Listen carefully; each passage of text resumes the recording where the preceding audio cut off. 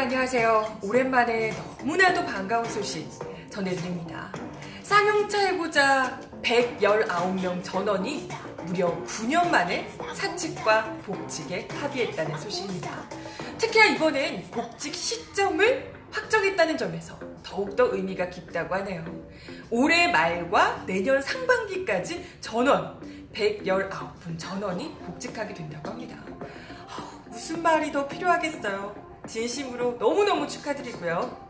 이제 정말 꽃길만 걸으시길 간절히 바랍니다.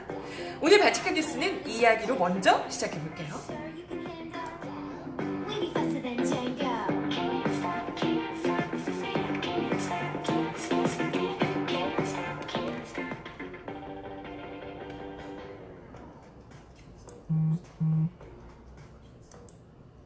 네, 여러분 어서오세요. 발칙한 뉴스 페이스북 라이브 시작하겠습니다. 점심을 맛있게 드셨나요? 벌써 금요일인데 발칙한 뉴스 페이스북 라이브를 시작한 지도 일주일이 좀 넘었어요. 어떻게 보시는 분들이 괜찮으신지 모르겠나요? 그래도 좀 낯이 익은 이름들이 이렇게 보이는데 어서 들어오세요. 환영합니다. 그래도 매번 이 점심 식사를 하시고 나서 저희가 후식처럼 뉴스를 전해드린다고 하는데 약간 소화가 안 될 것 같은 뉴스를 계속해서 막 열받는 뉴스를 좀 전해드려서 내심 좀 죄송한 마음이 있었거든요.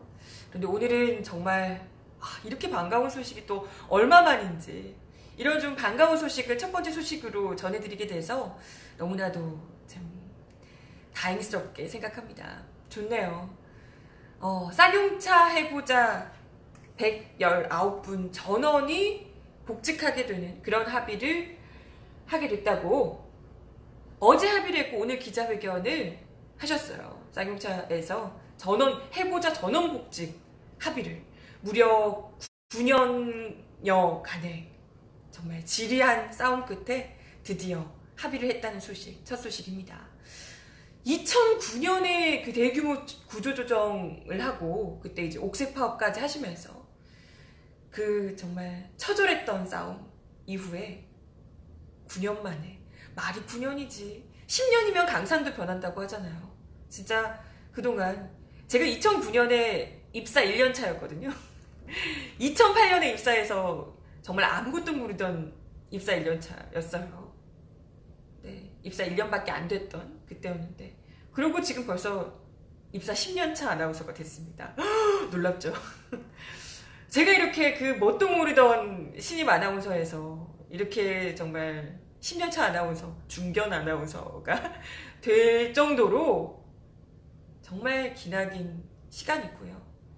저도 그때 그 정말 옥색 파업 하시던 모습들 그리고 그 공장 옥상에서 무장한 경찰들에게 정말 폭력적으로 진압당하던 모습들 이런 것들 너무 아픈 기억으로 남아있거든요.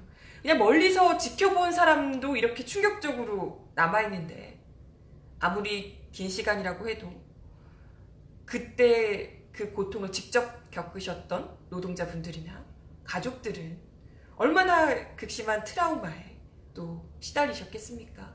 그리고 그때 그냥 그 일로 단건으로 끝난 게 아니라 9년이었고 거의 10년 가까이를 계속해서 이분들이 고통을 받고 계셨던 거잖아요. 그동안 무려 30명의 노동자 또 가족들까지 목숨을 잃고 사회적으로도 굉장히 많은 상처를 남겼던 이 쌍용차 사태가 참 이렇게 되네요. 이렇게 되는구나. 이게 해결될 수 있는 문제였어요. 이렇게 같이 악수하고 즐거운 분위기에서 서로 함께 살아보자 이런 얘기를 할 수 있는 거였어요. 참 이게 이렇게 되는데 그죠? 그동안은 왜 그렇게 하지 못했을까? 더욱더 참 한탄스럽고 조금이라도 더 빨리 됐더라면 1년, 2년, 3년 더 빨리 됐더라면 그렇게 많은 목숨이 희생되지 않았어도 됐을 텐데 이런 아쉬움을 또 갖게 됩니다. 네, 어제 제가 발칙한 뉴스에서도 소개를 드렸었지만 어제 대통령 직속의 경제사회 노동위원회 중재로 사측 노사 간에 경제사회노동위원회 사무실에서 교섭을 가졌습니다. 두 노조와 사측이 한 4시간여 긴 논의 끝에 어제 오후 7시경에 잠정 합의를 했다고 하고요. 오늘 오전에 이 내용을 기자회견을 통해서 발표를 했습니다. 이 합의안이 그래도 이전과 달라는 거잖아요. 당연히. 근데 이렇게 또 축하한다는 말씀을 드리는 이유가 이 합의안에서 정확하게 언제까지 복직을 끝낼 것인지, 다 공장으로 돌아갈 수 있도록 할 것인지 그 시한을 분명히 하고 있다는 겁니다. 이것 때문에 지금 굉장히 좀 의미 깊게 보는 거죠. 일단은 해고자의 60%는 올해 말까지 공장으로 복귀하게 된다고 하고요. 나머지 40%도 내년 상반기까지는 복직을 하시게 된다고 합니다. 전원 복직이 내년 상반기에는 다 마무리가 된다는 얘기예요. 진짜 너무 다행스럽죠. 지난 2015년에도 분명히 복직한다 이런 합의가 있었는데 그때도 다행이다 이런 얘기를 했던 것 같은데 그때는 복직 합의의 복직의 시점이 정해지지 않았었거든요. 그래서 계속해서 이렇게 어영부영 밀려오면서 계속해서 고통이 이어졌었던 바 있습니다. 네, 이번 이 복직 합의서를 보면 2019년 상반기에 복직 대상자가 부서 배치를 받지 못하면 내년 7월 1일부터 그리고 내년 말까지 6개월 동안 무급휴직으로 전환하기로 했다고 합니다. 그러니까 분명히 이건 이 해고자분들을 쌍용차 직원으로 확실하게 받아들이겠다는 의미겠죠. 그리고 회사는 2019년 말까지 이들의 부서 배치를 완료할 예정입니다. 2019년 내년 말까지는요. 부서 배치까지 다 완료를 하겠다는 겁니다. 그리고 경제사회노동위원회는 무급휴직자를 대상으로 교육훈련 등을 실시할 수 있도록 추진하기로 했다고 합니다. 이게 또 아무래도 그때 당시에는 워낙 또 전문가들이셨지만 쉬었던 기간들이 한 9년 정도 되기 때문에 또 교육이 어느 정도로 필요할 겁니다. 그래서 또 세부적으로는 또 합의해 나가는 부분들이 분명히 필요하겠지만 일단은 공장으로 전원복직 119분을 전원복직 한다는 것 자체가 이제 정확하게 못을 박아서 딱 확인을 했기 때문에 이제는 조금 그래도 안심할 수 있지 않을까, 믿어도 되지 않을까 이런 기대를 하게 되네요. 그래서 이렇게 좀 이제 전원복직에 합의를 하고 그래서 금속노조 쌍용차 지부에서도 합의와 동시에 회사를 직접 상대로 하는 2009년 인력 구조조정과 관련된 일체 집회나 농성을 중단하기로 했고요. 전원 복직을 위해서 이때까지 싸워왔던 건데 당연히 그렇게 그죠? 하겠죠. 이와 관련된 일체 시설물과 현수막도 잦은 철거를 하기로 했습니다. 그리고 회사가 이번 합의를 위반하지 않는 한 회사를 직접 상대방으로 한 이 민형사상 이의도 제기하지 않겠다. 회사가 합의를 이행하지 않는 일이 없으면, 그러니까 이행하면 뭐 절대 그럴 일 없고요. 이행하지 않는다면 그러면 안 되지. 이행하지 않는다면 뭐 민형사상 이의를 제기할 수 있겠지만 그러지 않는 한 민형사상 이의를 더 이상 제기하지 않겠다라는 합의까지 한 겁니다. 진짜 이렇게 될 수 있구나. 이게 9년여 동안 얼마나 많은 사람들에게 좌절, 절망을 안기며 거듭해서 쌍용차 해고자들을 가슴에 대못을 수차례 박아가며 끌어왔던 싸움인데 이게 이렇게 될 수 있구나 이런 생각이 들더라고요. 저도 이런데 당사자들은 얼마나 기쁘셨을까요? 김득중 금속노조 쌍용차 지부장께서도 기쁜 마음을 감추지 않으셨습니다. 사진 보니까 이렇게 밝게 웃고 계신 모습들도 정말 얼마 만에 그렇게 밝게 웃으셨을까 싶더라고요. 이런 얘기를 하셨네요. 가장 긴 밤을 보내고 이 자리에 왔다. 논의 과정에서 많은 어려움이 있었지만 이런 대승적 결단을 해주셔서 합의 주체들에게 해고자리 대표에 고맙다고 말하고 싶다. 해고자들에게 아직 국가폭력 진상규명과 국가 손해배상 철회 등 그러네요. 손해배상 아직까지 안 한 거야 진짜? 아직 그거 안 했어요? 그때 이명박 정부와 조현호의 합작으로 얼마나 그 쌍용차 해고자들을 그야말로 짓밟기 위해서 온갖 공작을 다 폈는데 그래놓고도 아직 손해배상 철회 안 한 거예요. 이제 순차적으로 하겠죠. 이제 또 이런 것들 남아있는데 이런 과제들 차분히 해결하고 회사의 도약을 위해서 혼신의 힘을 다하겠다라고 밝히셨습니다. 그리고 또 눈길을 끌었던 한 분이 바로 이번 합의를 주선했던 정부 측의 문성현 경제사회노동위원회 위원장, 눈물까지 보이셨다고 해요. 문 위원장은 해고 노동자는 노동자라는 굴레 때문에 아픔을 겪었다. 정부를 대신해서 10년 동안 아픔을 겪은 가족들에게 감사의 말씀을 드린다. 라고 하면서 우연의 일치인지 이번 복직하게 되는 해고 노동자들의 수가 119분, 119라는 거예요. 쌍용차가 우리나라 노사관계를 살리는 안전판이 됐으면 좋겠다. 이 구급 번호, 긴급 번호가 119잖아요. 이런 노사관계를 살리는 안전판이 됐으면 좋겠다. 라고도 이야기를 하셨습니다. 그러게요. 진짜 그랬으면 좋겠네요. 쌍용차 이번 이 합의가 정말 여러 전반, 노동계 전반 열심히 싸우고 계시는 수많은 장투 사업장들의 또 이정표가 됐으면 하는 바람입니다. 앞으로 그래서 더 할 일이 많죠. 노사 갈등의 대명사로 꼽혔던 이 쌍용차가 이제 자리를 잡고 제대로 다시 화해 협력을 통해서 원래대로 돌아가고, 아니 원래대로 돌아가는 게 아니라 크게 한 걸음 더 발전을 해야죠. 이제 노사가 함께 힘을 모아서 발전할 수 있는 모습, 이런 걸 이제 우리가 이렇게 해서 더 회사가 잘 됐다라는 것을 이제 보여주시면 되니까요.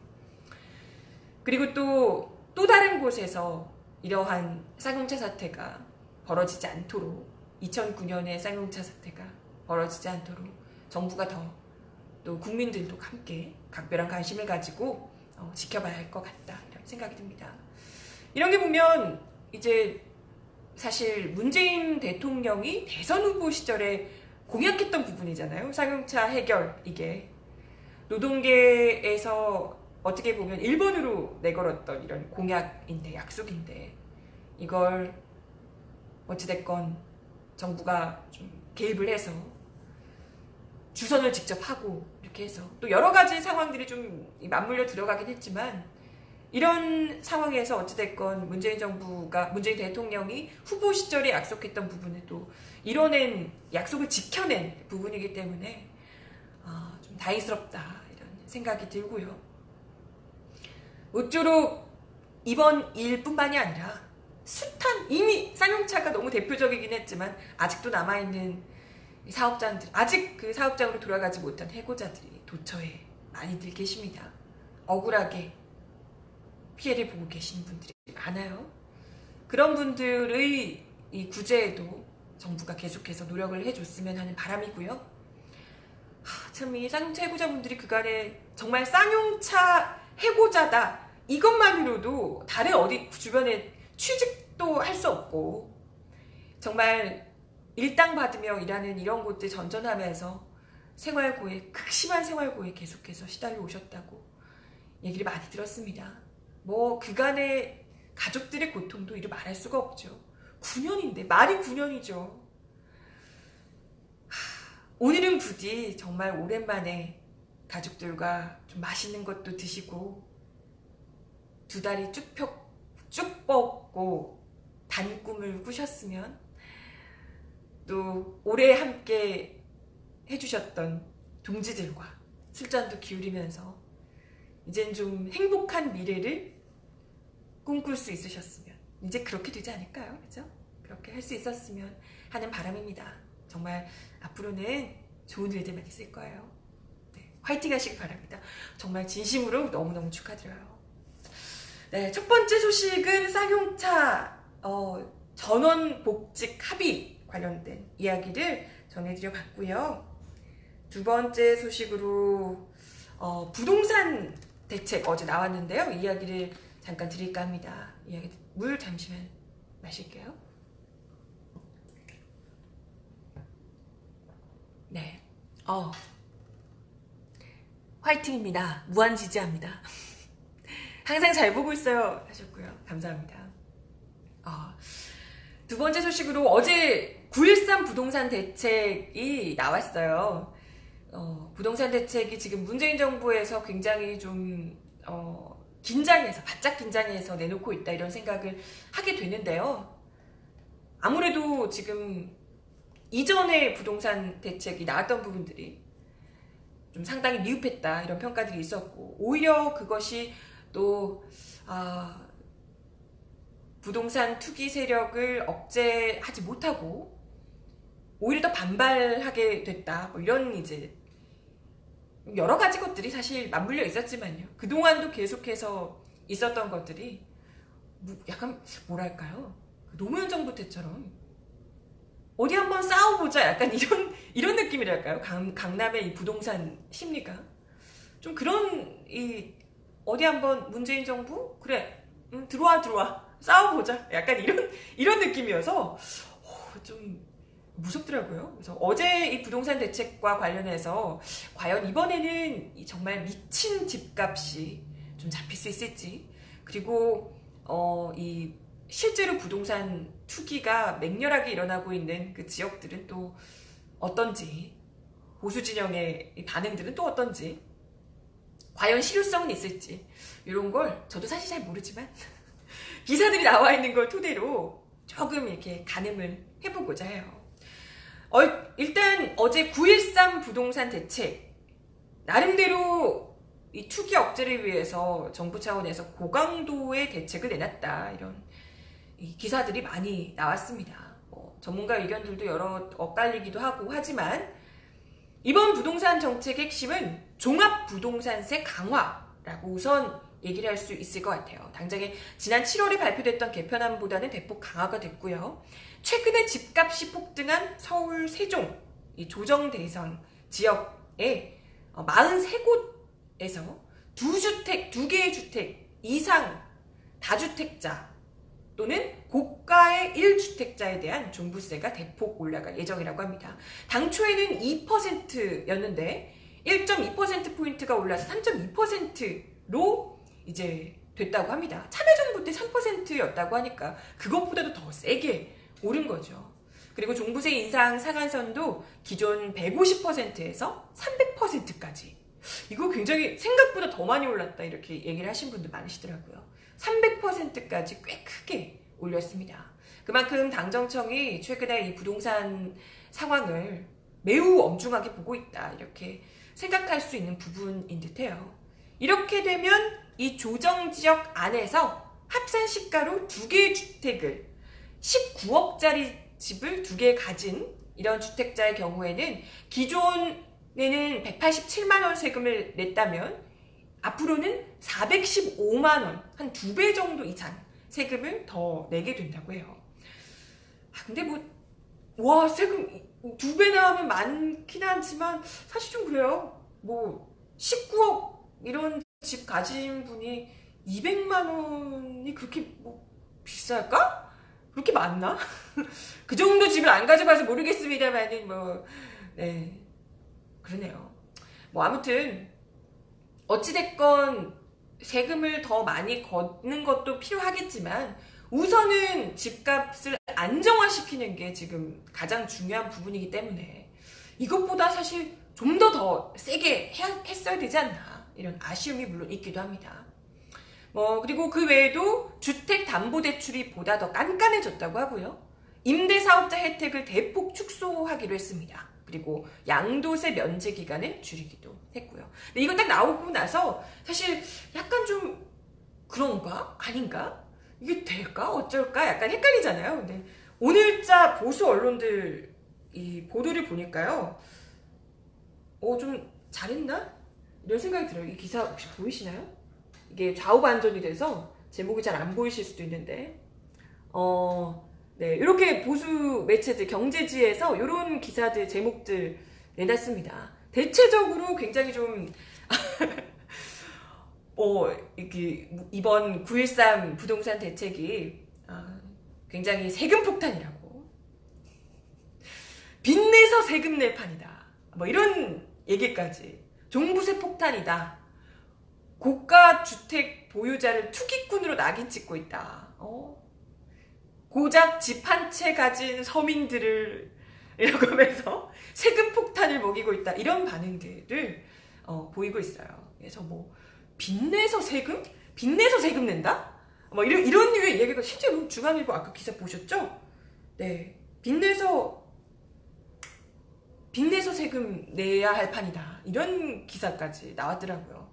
아니 근데 아까 얘기 드렸지만 뭐 200만원 19만원이 아니라 19억짜리 집 가진 분도 200만원이라고 하는데 1년에 200만원 세금 더 내는 셈인데 200만원 때문에 19억 가지신 분이 대출을 받을까?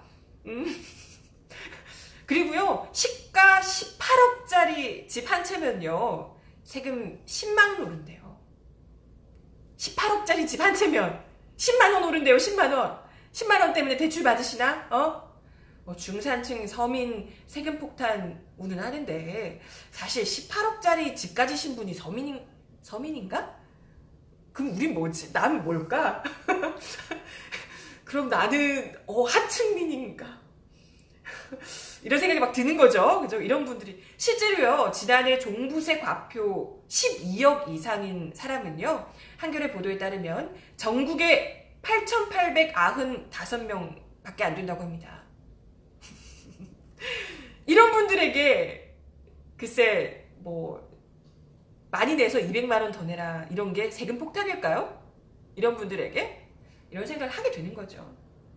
아무튼 뭐 보수 매체뿐만이 아니고요. 고작 이거 더 낸다고 자유한국당에서도 막 대정부 질문 때 난리가 아니었대요. 오늘 뭐 중산층 세금 폭탄인데 똑같은 이 보수 매체들과 마찬가지로.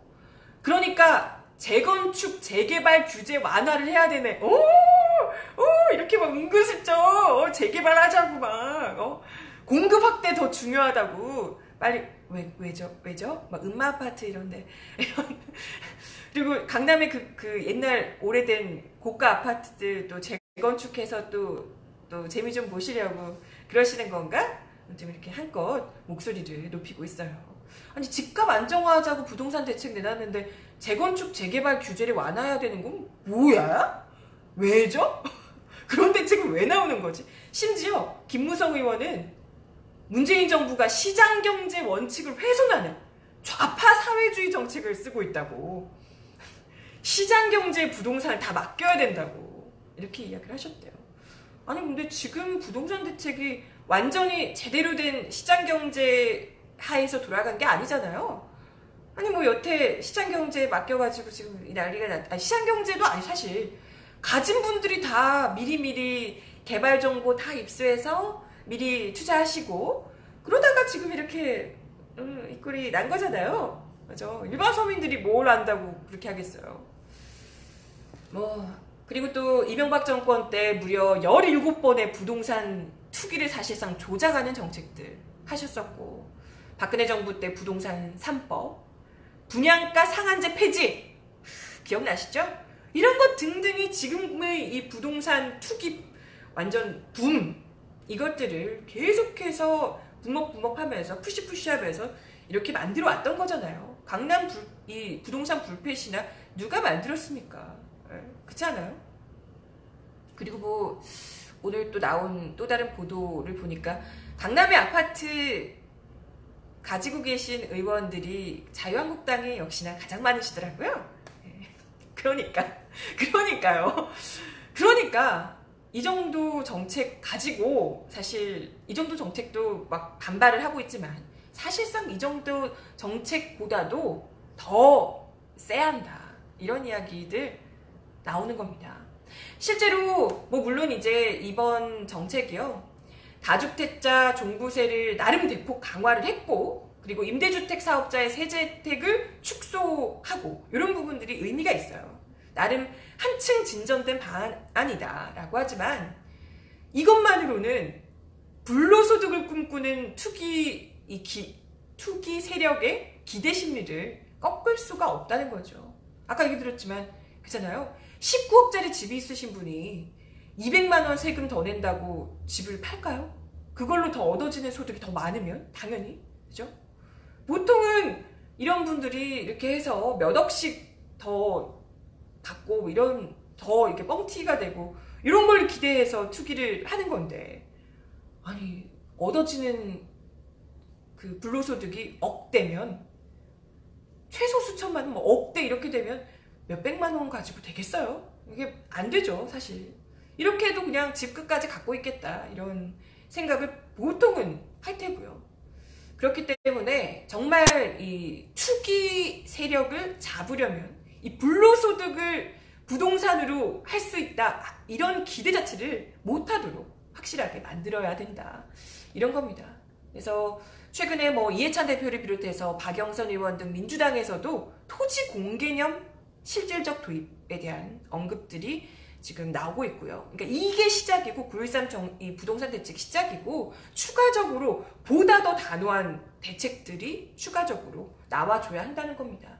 어차피 집값 문제가 지금 한 방에 잡히기는 어렵잖아요. 그러니까 이런 것들이, 그리고 또 지금 굉장히 많이 아쉽다는 평가를 받는 것들이 공시가격 현실화거든요. 정부에서 이전에 계속해서 공시가격 현실화에 대한 이야기를 했고, 이번에도 뭐 현실화를 하겠다라는 이야기를 하긴 했지만 좀 구체적인 로드맵이 안 나왔어요. 그래서 좀 아쉬운 거죠. 사실 뭐 이 부동산에 대한 과세 규모로 종합부동산세 인상보다 공시가격 현실화가 훨씬 더 큰 효과를 낼 수 있다고 전문가들은 얘기하고 있습니다. 그러니까 아마 뭐 언제까지 공시가격을 현실화하겠다, 이런 계획을 좀 더 구체적으로 좀 제시를 준다면 훨씬 더 강력한 메시지를 이 시장에 던질 수 있지 않겠냐, 이런 좀 얘기들이 나오고 있더라고요. 물론 좀 당장 이렇게 되면 뭐 요 정도 가지고도 보수 매체 뭐 자유한국당 난리 나는데 더 막 난리 나겠죠. 뭐 세금 안 낼 거라는 좀 뭐 난리가 나겠죠. 하지만 그럼에도 불구하고 이건 미룰 일이 아닙니다. 분명히 이건 해야 되는 부분이고요. 그리고 아까도 이야기했지만 토지 공개념에 입각한 이런 개발 이익 환수 정책도 분명히 더욱더 적극적으로 추진해야 한다, 이런 이야기가 나오고 있네요. 이제 뭐 방향을 좀 잡았으니까 이제 추가 대책으로 부동산 불로소득에 대한 좀 기대를 제대로 꺾어주는 그런 안들이 나올 수 있기를 기대해 보겠습니다. 네. 저 사실 원래 3가지 소식 준비했거든요. 어떡하지? 3가지 얘기한다고 했는데 벌써 1시가 다 돼서요. 3번째 소식은 그 삼성전자 기흥사업장에서 지난 4일에 발생한 요겁니다. 이거 보도 많이 보셨죠? 가스 누출 사고 당일에 CCTV 영상 공개되는 걸 보셨을 겁니다. 이때 참 삼성전자 자체 소방대원들이 있다는 건 처음 알았는데, 자체 소방대원들이 뭐 안전복이나 마스크도 착용하지 않은 채 가스 누출이 됐다고 하는데, 이산화탄소 유출 때문에 사망사고가 있었던 거잖아요.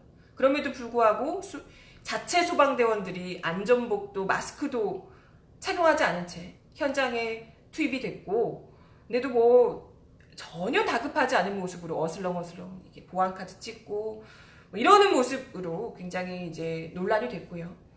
그리고 이 사고 때문에 현장에서 근무하던 외주업체 직원 2분이 숨지고 1명이 크게 다치는 그런 사고였는데도 불구하고 늑장 대응이었다. 그리고 이 과정에서 또 삼성 측에서 언론과의 인터뷰에서 해명한 것과 달리 실제로는 뭐 제대로 이런 그 조치가 너무나도 늑장으로, 삼성이 사고를 인지했다고 주장할 때부터 28분이 지난 뒤에야 사고 현장에 들것이 투입되고 이렇게 우왕좌왕하는 사이에 골든타임이 훌쩍 속절없이 지나가 버렸더라, 이런 이제 내용이었습니다. 그게 이제 또 CCTV에 담겨 있어서 삼성전자 사측의 거짓 해명, 또 늑장 대응, 잘못됐던 대응들, 이런 것들이 또 논란이 되고 있습니다. 이 소식이 마지막 소식이었어요. 3번째 소식이었고요. 오늘도 발칙한 뉴스 제가 3가지 이야기로 함께 전해드려 봤는데요. 이번 주까지 또 발칙한 뉴스 페이스북 라이브 점심시간마다 함께 해주셔서 너무나도 감사드립니다. 주말 잘 보내시고요. 발칙한 뉴스는 다음 주 월요일 날 12시 30분에 다시 오도록 하겠습니다.